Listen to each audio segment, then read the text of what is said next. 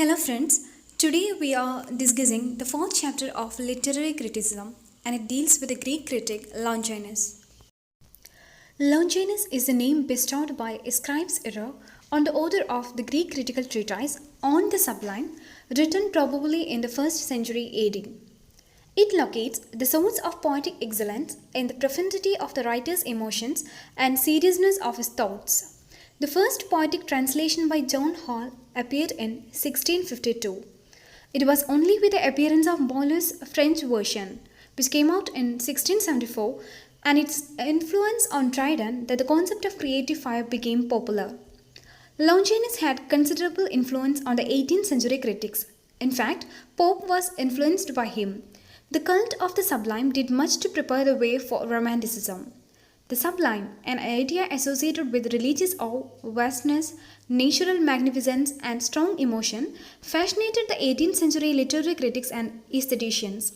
Its development marks the movement away from the clarity of neoclassicism towards Romanticism, which emphasizes feelings and imagination. The authorship, date of composition, and title have been matters of dispute.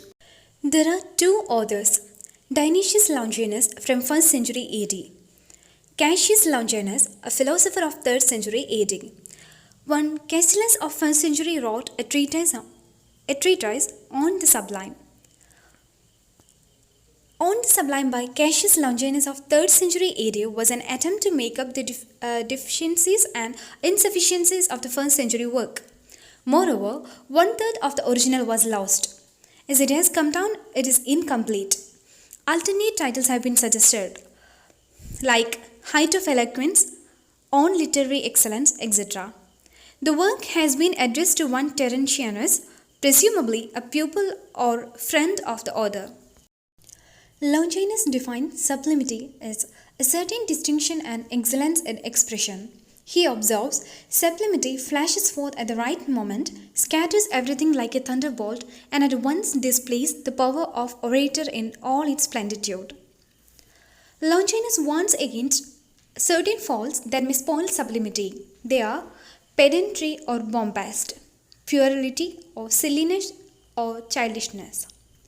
Then empty passions, which means ill-timed pathos, frigidity or lack of passions.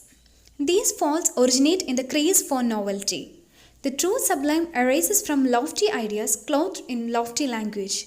It pleases all and pleases always. 5 sources of sublimity proposed by Longinus are grandeur of thought.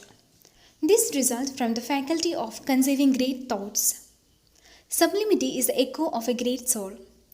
Milton says the poet ought to be himself a great poem. The earlier masterpieces illuminate the poet's mind, guiding it in some mysterious way to the lofty standards of the ideal. The second one is passion. Passion includes vehement and inspired pathos. Third one is schemata, the proper use of figures of speech and thought. The importance of this is evident, for Longinus devotes about 1/3 of his work elaborating this factor. A figure is used most effectively when the fact that it is a figure is concealed by splendor of style. The fourth one is phrases, noble language and diction. It insists that language and diction must be appropriate to the grandeur of thought. The last one is composition. It is harmony in composition that gives definite shape to art. Of the 5, the first 2, grandeur of thought and passion, are innate and the rest are rhetorical features. The poet has 2 aspects, genius and acquired art, and the poem has 2 sides, sublimity and technique. Longinus is emphatic about one thing, that pleasure is the immediate end of art. Scott James calls Longinus the first romantic critic. Romantic in his enthusiasm and exuberance, and in his emphasis on imagination, emotion, and transport of ecstasy. But according to Atkins, Longinus is an exponent of true classical spirit. The principles are deducted from the practices of the past. But he goes on to say, but while this is true, Longinus anticipates much that is modern and critical work.